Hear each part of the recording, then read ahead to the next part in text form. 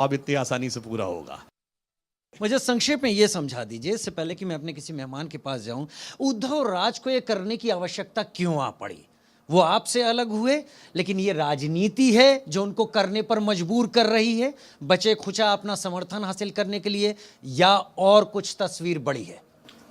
देखिए, मैं सिर्फ ये कहना चाहूँगा कि आज जो कुछ भी वहाँ हो रहा है, एक पॉइंट और फिर आपके बात का जवाब देता हूँ। आज तक मैंने नहीं देखा उन लोगों को बांग्लादेशी घुसपैठियों के विरुद्ध कभी इतने आक्रामक होते हुए। 2012 मुंबई का आज़ाद मैदान, अमर जवान ज्योति तोड़ दी गई और 1 दर्जन टीवी चैनल्स की ओबी वैन तोड़ दी गई। जी, कितना विरोध किया था कांग्रेस और इंडी गठबंधन वालों ने ना?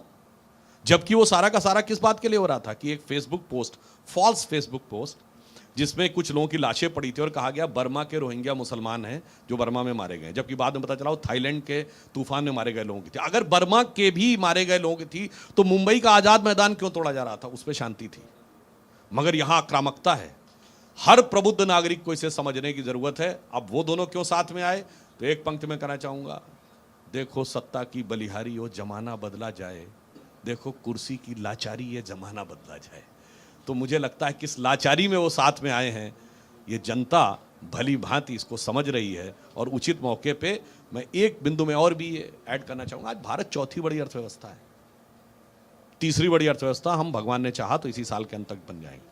मुंबई भारत की आर्थिक राजधानी, वर्ल्ड की 3rd बिगेस्ट इकोनॉमी की इकोनॉमिक कैपिटल, जिसे अब एक बीएमसी को एक नए इंटरनेशनल पैराडाइम के ऊपर नए स्वरूप में उभरना चाहिए, वहां उसको इंटरनेशनल की बजाय रीजनल कॉन्फ्लिक्ट में लाने का विचार क्या मुंबई के साथ न्याय होगा?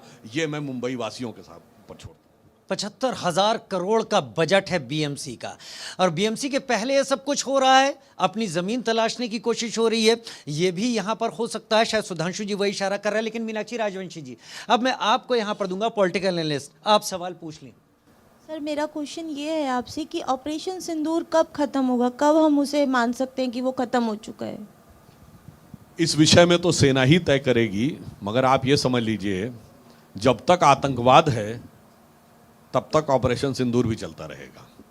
अब आप ये समझ लीजिए कि अगर वो ये सोचते थे पहले एक दौर में कि वो आएंगे, आतंकी हमले करेंगे और चले जाएंगे और भारत सिर्फ चिल्लाता रहेगा और डोजियर्स देता रहेगा, अब ऐसा नहीं होगा। अब अगर आप कुछ भी करके आएंगे तो फिर भारत डोजियर नहीं भेजेगा, फिर मिसाइल भी भेजेगा।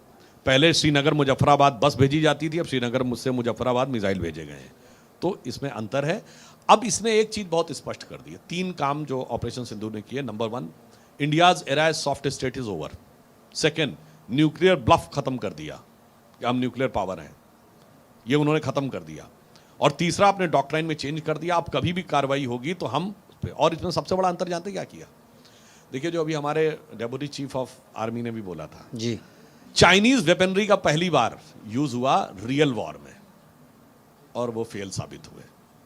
ये ऐसे ही होता ना, जैसे कोई गाड़ी आप खरीदने जाते हैं, स्कूटर, मोटरसाइकिल या कार, साहब इतना एवरेज देगी, मेंटेनेंस तो बिल्कुल ही कम है। जब गाड़ी सड़क पे चलती तो समझ में आता है कितना एवरेज दे रही है। तो जब सड़क पे उतरे वो लोग, और इसका प्रमाण ये है कि जो एविक्स सिस्टम चेंगडू, जो इनकी डिफेंस की कंपनी है चेंगडू में, जो PL-15 मिसाइल बनाती है और F-10 और F-17 एयरक्राफ्ट बनाती है, उसके शेयर्स ऑपरेशन सिंदूर के बाद धड़ाम से नीचे गिरे। 9% से लेकर 20% तक नीचे गिरे। चाइना में सब कुछ गवर्नमेंट कंट्रोल्ड है, उन्होंने पूरी ताकत लगा दी शेयर्स को बढ़ाने में, तो भी वो ऑन एन एवरेज 6% नीचे रहे। उधर भारत की जितनी डिफेंस कंपनीज थी उनके स्टॉक्स बढ़े। HAL का 14% बढ़ा, मझगांव डॉक्स का 22-23% बढ़ा, गार्डन रीच शिपयार्ड कंपनी का बढ़ा, और इतना विश्वास भारत के प्रति बढ़ा कि आपने देखा डेजॉल्ट एविएशन, जो रफाल बनाने वाली कंपनी, उसने फ्यूजलाज बनाने का कॉन्ट्रैक्ट टाटा डिफेंस को दिया कि भारत में वो आके बनेगा। तो इसलिए हम ये कहना चाहते हैं कि इस लड़ाई में भारत ने एक बहुत स्ट्रेटेजिक सफलता हासिल की है। तो इस दृष्टि से ये अपने आप में बहुत, और इससे जुड़ी हुई चीज़ें तो अभी बहुत आगे तक चलती रहेंगी। और इससे ज़्यादा लास्ट में क्या कहूँ कि शहबाज शरीफ का तो वो बयान ही आ गया, याद है आपको वीडियो, कि 9 और 10 की दरमियानी रात हमारे सिपह सलार जनरल आसिम मुनीर ने मुझे रात को 2:30 बजे जगा कर कहा कि हिंदुस्तान ने कई एयर बेसेस के ऊपर हमला कर दिया है और नूर खान एयर बेस के ऊपर भी मिसाइल गिरी है। फिर जाके उन्होंने उज्बेकिस्तान में कहा कि हमने तो सोचा था 4:30 बजे फजर की नमाज के बाद अटैक करेंगे, इंडिया ने पहले अटैक कर दिया। वो मुहूर्त निकालते रह गए, हमारा मुहूर्त पहले आ गया, हमने पहले अटैक कर दिया। तो हर दृष्टि से भारत ने एक बहुत शानदार सफलता हासिल की। ये तो ऑपरेशन सिंदूर की बात हुई सुधांशु जी। अब मैं राजनीति की तरफ भी फिर एक बार लाऊंगा। हम बिहार को भूल न जाएं, इसलिए मैं ला रहा हूँ। बिहार में पिछले कुछ दिनों में जो घटनाक्रम हुआ है, 24 या 72 घंटे के अंदर जो हत्याओं का एक सिलसिला आया है, मैं मानता हूं कि कोई सरकार ऐसे मौके पर जब चुनाव हो नहीं चाहती कि इन चीज़ों में फंसे, क्योंकि जनता के सामने जाना है। फिर भी ये सब चीज़ें होती जा रही हैं। वजह वजह इसको जरा गंभीरता समझने की जरूरत है।